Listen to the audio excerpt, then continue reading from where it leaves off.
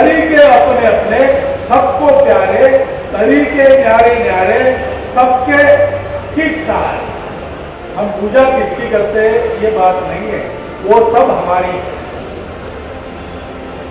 कुछ लोग इसकी पूजा करेंगे, कुछ लोग इसकी पूजा नहीं करेंगे। कोई भी रास्ता गलत नहीं है, देर सवेर यही पहुंचेंगे कि ज्यादा सिखों की गर्दन पे तो तलवार चली थी, कृपया आप मेरी गर्दन में फूलों का एक हार भी डाल दें। इसका ये भाषांतर क्यों किया कर दिया, इसके बारे में सारी बातें कह दी हैं। इस कार्यक्रम में आते समय भी मुझे ये समझ में नहीं आ रहा था कि मैं तो वेदों का जानकार नहीं हूं, न विद्वान हूं, न चिंतक हूं, फिर भी मुझे क्यों बुलाया। और ये भी मन में आता था, मैंने हाँ क्यों की, वो तो बात समझ में आती थी। डॉक्टर दुर्रानी मुझे मिलने के लिए आए और उन्होंने कहा, जिस कदर कहा, जिस भाव से कहा, तो मुझे हाँ करनी ही पड़ी। और यहां आने के बाद मेरे समझ में बात नहीं आ रही थी, लेकिन एक बात समझ में आती है अब, सामवेद वेद का अंग है। हमारे यहां इन दोनों के बिना ज्ञान को पूर्ण नहीं माना जाता। अभी जो प्रार्थना आपने सुनी, ऊर्जा भी तो पिन्वंतेरा तीव्री निशम पुरुहिन इंद्रा, तो भरपूर अन्न आदि मांगा है हम सबके लिए, और ज्ञान भी मांगा है। तो ये जो बाहर के पदार्थ है, बाहर की दुनिया है, वो हमारे शरीर मन बुद्धि के सुख का साधन बनती है, इसलिए उसको जानना होता है। उसको हम कहते हैं विज्ञान। लेकिन केवल उसको पाना, केवल उसको पाना हमको सुख नहीं दे सकता। ये ज्ञान है ना, सामवेद है, तो वेदों में सूत्र है, समझ में आना कठिन है। वेदों का सही अर्थ पाने के लिए अनुभूति चाहिए, परंतु उसका तत्वज्ञानात्मक विचार साथ साथ कुछ ब्राह्मण और आरण्य, ऐसी दो बातें रहती, उसमें किया जाता है। वो भी तत्व चिंतन होने के कारण जान कर चलो कि अनुभूति की मर्यादा तुम्हारी बुद्धि है। विमान को हम जानते हैं एरोप्लेन, ऑन कर दिया, लेकिन कभी विमान पहली बार अफ्रीका के जंगली इलाकों से गुजरा होगा तो वहां के लोगों ने क्या कहा होगा, एक जोर से आवाज करने वाला शायद लोहे का पक्षी है वो उड़ रहा, वो लोहे का पक्षी नहीं था। और हम कर रहे हैं उसको एरोप्लेन, लेकिन हमको बाहर का एरोप्लेन दिखता है, अंदर का पक्षी हमको भी नहीं दिखता। हमारा ज्ञान भी अधूरा है, उसका ज्ञान भी अधूरा है, लेकिन दोनों का ज्ञान सत्य है। सबका सत्य कैसे हो सकता है? ऐसे ही हो सकता है। हम सत्य की राह पर है, अलग अलग पड़ाव पर है। आखिरी एक कहानी बताता हूं, वो वेदों में नहीं है, वो विवेकानंद जी ने बताई। एक पहाड़ पर चारों दिशा से लोग चढ़ रहे थे। चढ़ते समय एक दूसरे को देख रहे थे और कह रहे थे कि गलत रास्ते से चल रहा है, मुझे तो दिख रही है चोटी, मैं वहां जा रहा हूं। उसको क्या दिख रहा है उधर से? उल्टा चल रहा है, वो उधर से चल रहा है, वो भी गलत है। सब लोग एक दूसरे को कह रहे थे गलत है, क्योंकि पहाड़ के नीचे से अपने अपने रास्ते अलग दिखते हैं। मेरा ही सही है, उसका गलत है, ऐसा सोचना आसान होता है। लेकिन एक आदमी ऊपर पहुंच गया, और ऊपर पहुंचने के बाद जब उसने नीचे देखा तो उसको ध्यान में आ गया कि कि अलग अलग रास्तों से आने वाले लोग, किसी का सीधा रास्ता, किसी का टेढ़ा, किसी का अच्छा सीमेंट रोड बनाया है, किसी का काटू कुटों से भरा है, लेकिन कोई भी रास्ता गलत नहीं है। देर सवेर यही पहुंचेंगे कि सत्य को जानकर दुनियादारी के फंसाने वाले, डुबाने वाले, डराने वाले सारी बातों से बचते हुए हम लोगों को अंदर की इस शिक्षा का भान वेद करा देते हैं। हम जानते हैं सारी दुनिया को आज इसकी जरूरत है, सारी दुनिया में कलह है, मनुष्यों का आपस में तो है ही, मनुष्य का सृष्टि से भी है। इसका सॉल्यूशन क्या है? इसका सॉल्यूशन बलक पट्टी नहीं होती, अंदर से बदलना पड़ता है। यह संकट मनुष्य ने बुलाया है, अपने कर्तृत्वों से पैदा किया है, उसको उसी को नष्ट करना पड़ेगा। इसलिए उसको अपनी सोच में बदलाव लाना पड़ेगा। अपने तरीकों पर बहुत कायम रहे तो भी चलेगा, लेकिन सोच को तो बदलना पड़ेगा। तरीके अपने अपने, सबको प्यारे तरीके, न्यारे न्यारे, सबके ठीक सहारे, परंतु तरीके अलग अलग है, रास्ते अलग अलग है, मंजिल तो सबकी एक है। मंजिल को देखो, उसके तरफ जाओ, तरीकों को देख के आपस में मत लड़ो। ये संदेश है, हम सबके लिए है, प्रासंगिक है। इस संदेश को भारत को, दुनिया को देना है, और इसलिए ऐसा ज्ञान देने वाली जितनी बातें हैं, हम पूजा किसकी करते हैं ये बात नहीं है, वो सब हमारी है। कुछ लोग इसकी पूजा करेंगे, कुछ लोग इसकी पूजा नहीं करेंगे, लेकिन ये हम सबके लिए है। हम सबके जहन में इसके उतारना है, हम सबके नित्य व्यवहार में उसको उतारना है। ये संकल्प हम लेंगे तो इतना बड़ा काम जो डॉक्टर तुलानी ने किया है, मैं उनका बहुत अभिनंदन करता हूँ। उस काम की सार्थकता करने के लिए वो प्रयास करेंगे तो करेंगे। हमको इसको समझना और धीरे धीरे अपनी आदत में इसको लाना, ये करना पड़ेगा। ये हम सब करें, ऐसी प्रार्थना भी करता हूँ, और हम करेंगे, हम इस करने में सफल हो जाएंगे। ये शुभकामना भी आप सबको और मैं खुद को देता हूँ, और मैं 4 शब्द समाप्त। हाँ, माजी भागवत किताब खुलती है तो 2 पेज आते हैं, और जो खुल गए हैं मुझे लगता है वो दोनों हमारे लिए बहुत पथ प्रदर्शक है। इसलिए मैं पहले एक पढ़ता हूँ, उसी क्रम से आप पढ़ेंगे, फिर दूसरा पढ़ूंगा। पहला है विस्तृतयो यथा तथा इंद्रस्त्वद्यन्तु रातया, उसका हिंदी। हे परमेश्वर, इसमें संशय नहीं कि जब हम तेरे उपासक बन जाते हैं तो जैसे बड़ी सड़क से छोटी छोटी पगडंडियां निकलती हैं, वैसे ही तुझसे अनेक प्रकार के प्रसाद हमें प्राप्त होते हैं, दान हमें प्राप्त होते हैं। अभी आप हमें शब्द है, मुझे नहीं, सबके लिए। ये हे परमेश्वर, इसमें शक में जब तेरे उपासक हम बन जाते हैं तो तू जैसे बड़ी शाहरा से छोटी छोटी डंडियाँ निकलती है, वैसे ही तेरे पैर तरह तरह के दान। और दूसरा, ये भी सबके लिए है, सबके लिए प्रार्थना है।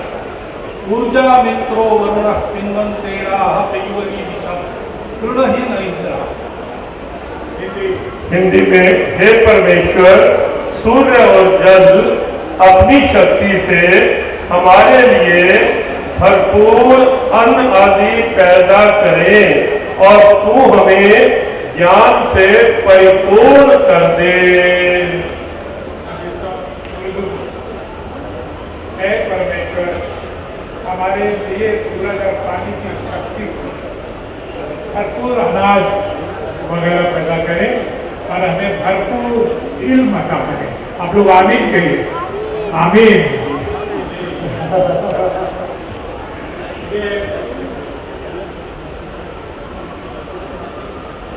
अब जो भी हमारी खताएं जुड़ी हैं, जो भी हमने कुछ किया है, मोहन जी भागवत जी पर अपनी राय देंगे, फरमाएंगे, दुआएं देंगे, शुभकामनाएं देंगे, सब हमें स्वीकार है।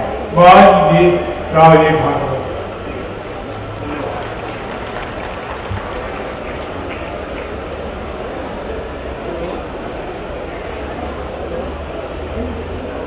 मंच पर उपस्थित सभी अनेक विध पंथ संप्रदायों के श्रद्धेय आचार्य, मुनि, संत, सबको मेरा प्रणाम। उपस्थित सभी नागरिक सज्जन, माता भगिनी, जहां जहां दर्द का पानी है,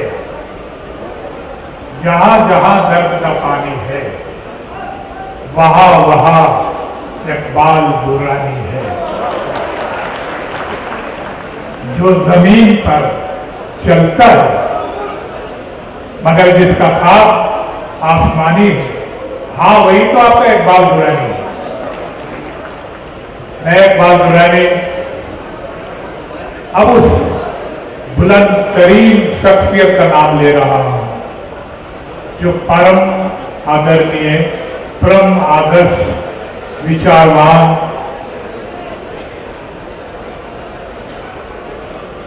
श्री मोहन राव जी भागवत। उनकी बेशुमार खूबियां हैं, बेशुमार विभूतियां हैं, तो बेशुमार तालियां क्यों नहीं है? मेरे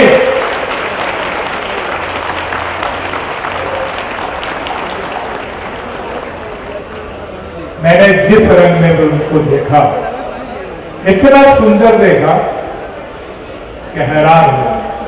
उन्होंने मेरे निमंत्रण को स्वीकार किया, ये छोटी बात है। उन्होंने मुझे प्यार दिया, ये बड़ी बात है।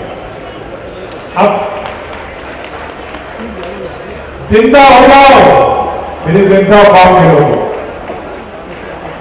अब मैं नाम ले रहा हूं परम प्रियवर, कविवर श्री दयानंद जी महाराज। वो कलमवीर भी है, मैं तो कलम का सिपाही हूं। उन्होंने महाभारत गीता को कविता में ट्रांसलेट किया, बहुत अद्भुत कार्य किया उन्होंने। और मजे की बात यह है कि देखिए इतिहास कैसे दोहराता है। उनकी भी किताब का विमोचन लाल किले में हुआ था और उसके भी विमोचन के लिए हमारे परम आदरणीय मोहन राव जी भागवत इतिहास दोहराया जाएगा।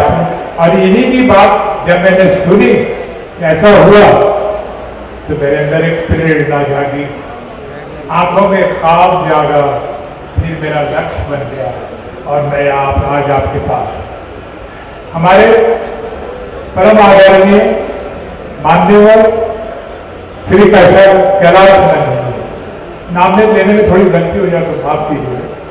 कैलाशानंद जी महाराज जब इस सफर में चला था तो सबसे पहले मैं इन्हीं से मिला और इन्होंने अपना हाथ मेरे सर पे रख दिया। जो दिल को जीत ले, जो दुनिया जीत ले वो वीर है, और जो दिल जीत ले वो महावीर है। कैलाशानंद जी ने मेरे सर पे हाथ रख के मेरा दिल जीत लिया था। मेरी नजर में तो मेरे महावीर। उसके बाद और भी लोग हैं जिनसे मैं मिला नहीं, दुर्भाग्य उससे मिला नहीं, लेकिन ये सौभाग्य है कि आज हमारे स्टेज पे वो मौजूद है जिसकी वजह से मेरी खुशियों की गंगोत्री गंगा में बदल गई और आज मैं जिंदगी में बहुत खुश हूं। ये लोग जो है ये सब मेरी ताकत है, मेरी प्रेरणा है, मुझे देने वाले लोग, ये लोग सब मेरी ताकत है। अब मेरे सीने की तरफ दिल की तरफ आप जो लोग हैं, आप लोग मेरी मोहब्बत है, तो मैं अपनी तरफ से अपनी ताकत, अपनी मोहब्बत दोनों को सलाम पेश करता हूं।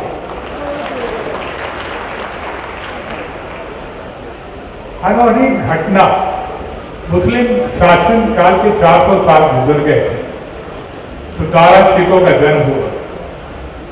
400 साल के बाद दारा शिकोह पैदा होता है, जन्म हुआ और उसने 52 उपनिषद का ट्रांसलेशन कराया वाल्मीकियों से, पंडितों से। उसके दारा शिकोह चला है। फिर दारा शिकोह को किसी ने कहा कि आपने उपनिषद का ट्रांसलेशन किया है, आपको तो वेद का करना चाहिए, वेद का मूल ग्रंथ। उसने कहा ठीक है, यही करेंगे। लेकिन उसके पहले औरंगजेब की तलवार चमकी, गर्दन कटी, खाब अधूर। फिर उस घटना के 400 साल के बाद ये घटना घटित हो रही है कि लाल किला बनाने वाले शाहजहां की हुकूमत, दारा शिकोह का जो ख्वाब अधूरा रह गया था, वो आदरणीय नरेंद्र मोदी जी की हुकूमत में इकबाल दुरानी ने पूरा किया।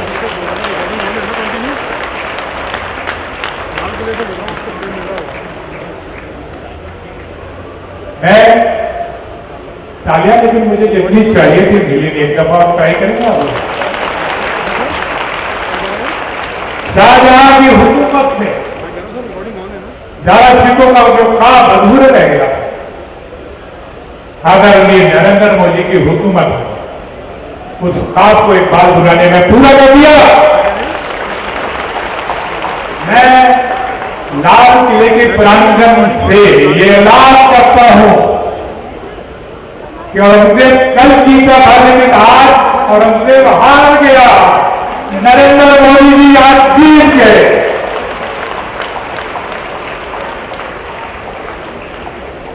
कहां है आप? ये मैंने नरेंद्र मोदी से कहा, कहां है आप? जहां भी हैं एहसास नहीं, खुदा को हम नहीं देख सकते लेकिन दुआ तो करते। नरेंद्र मोदी जी को नहीं देख पा रहा हूं, लेकिन फरियाद तो कर सकता हूं। उनसे मेरी फरियाद है कि दारा शिकोह की गर्दन पे तो तलवार चली थी, कृपया आप मेरी गर्दन में फूलों का एक हार भी डाल दें। शायद इससे 400 साल की सदियों की गर्दन पे जब दारा शिकोह के खून का धब्बा है वो शायद मिट जाए। इससे सदियों के गर्दन पे दारा शिकोह के खून का जो धब्बा है वो शायद मिट जाए और मुझे गले में लगे, ताकि मैं चूर चूर हो जाऊं।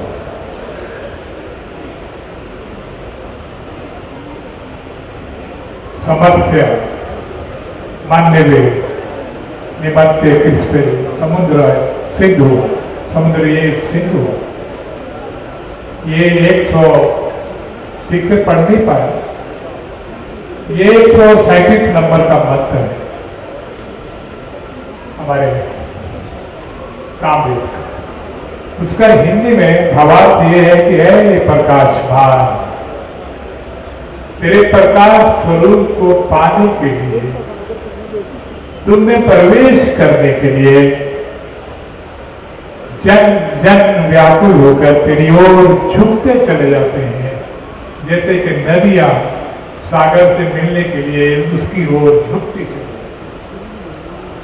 ये तो हिंदी में सुना आपने, कितनी मोहब्बत है, श्रद्धा है, परवाह। उर्दू में इसको सुना है प्रकाशवान, उसका उर्दू है नूरे मुजस्सम। तेरे नूरानी पैकर को हासिल करने के लिए, उसमें दाखिल होने के लिए तेरे बंदे बेताब होकर तेरी ओर झुकते चले आते हैं, जैसे कि नदियां सागर से मिलने उसकी तरफ झुकती चली जाती है। तालियों में बजाय क्या आवश्यकता वस्तुतः सामवेद वैसे हमारी परंपरा, वैसे तो देखें हमारे पूरे राष्ट्र का जो प्रारंभ से गौरव रहा है और जिस गौरव का दर्शन हम सब यहाँ इस मंच पर भी और मंच के समक्ष जो उपस्थिति है उसमें भी कर रहे हैं, वो गौरव है सदैव से जो रहा है, वो है विविधता में एकता। ये गौरव रहा है हमारा, ये एक विशेषता रही है हमारी, यूनिटी इन डाइवर्सिटी, और उसका दर्शन जो हो रहा है सामवेद को यदि आप ध्यान से देखेंगे, और हमें लगता है कि अब आप देखेंगे ही, केवल देखेंगे ही नहीं, उसे आप पढ़ेंगे भी, कि जब लगेगा कि डॉक्टर इकबाल दुरानी जैसा व्यक्ति जो लगातार फिल्म जगत में अनेकानेक फिल्मों की पटकथाएं लिखता आ रहा हो, वह व्यक्तित्व जब सामवेद को पढ़ करके भावनाओं को द्रवित कर बैठता है और भावनाएं सामवेद की एक अद्भुत अनुवाद के रूप में सामने आती है, तो हमें लगता है कि ये बात अपने आप में एक व्यापक प्रेरणा बनने वाली है। हम सबको भी लगने वाला है कि हम भी एक बार देखें तो सही, ये आज का एक कार्यक्रम हमें लगता है कि प्रदर्शन नहीं है, ये कार्यक्रम एक प्रेरणा है, एक संकल्प की जागृति का अवसर है ये, कि हम सबके भीतर का यह संकल्प जागृत हो कि हम भी तो पढ़कर देखें कि आखिर सामवेद में क्या है, और जब यह जिज्ञासा लेकर के आप सामवेद को देखोगे तो आपको लगेगा कि सामवेद स्वयं भगवान कृष्ण ने भगवत गीता में जिसे अपनी विभूतियों में स्थान दिया, अभी हम डॉक्यूमेंट्री में देख भी रहे थे, वेदा नाम सामवेद अपने अर्जुन, वेदों में सामवेद जो है वो मेरा ही रूप है। देखिए, सामवेद का लाल किले की प्राचीर पर हिंदी और उर्दू लोकार्पण होना एक ऐतिहासिक कार्यक्रम था, और उसमें राष्ट्रीय स्वयंसेवक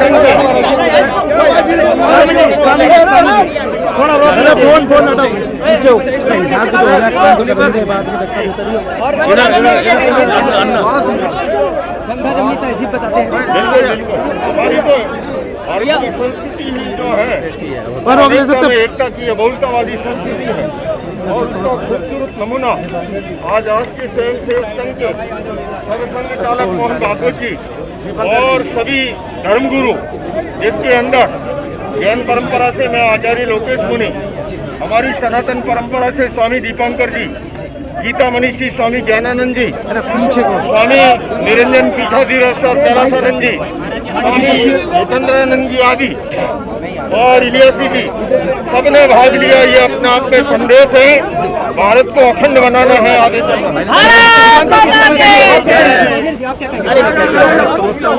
बहुत सुंदर आचार्य जी, बहुत सुंदर कह रहे हैं आप, बहुत सुंदर कह रहे हैं। क्या लगेगा कि सामवेद के हिंदी और उर्दू रूपांतरण पढ़ल जाओ, इकबाल दुर्रानी और मोहन जी भागवत के गले मिलना सिर्फ शारीरिक नहीं भइल, बल्कि एगो दो संस्कृति के गले मिलना और सत्य के जान के गले मिलना भइल बा। इसको जरूर लोग पढ़ें, ये हमारी प्रार्थना है। बहुत बहुत धन्यवाद सर। एक बात बढ़ते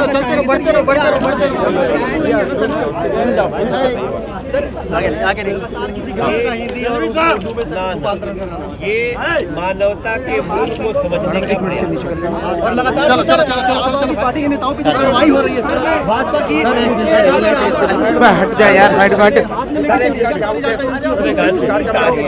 कानून अपना काम करने का प्रयास करेंगे। बस सर, कार्यक्रम पे आगे क्या ये सोचना है कि दारा शिकोह की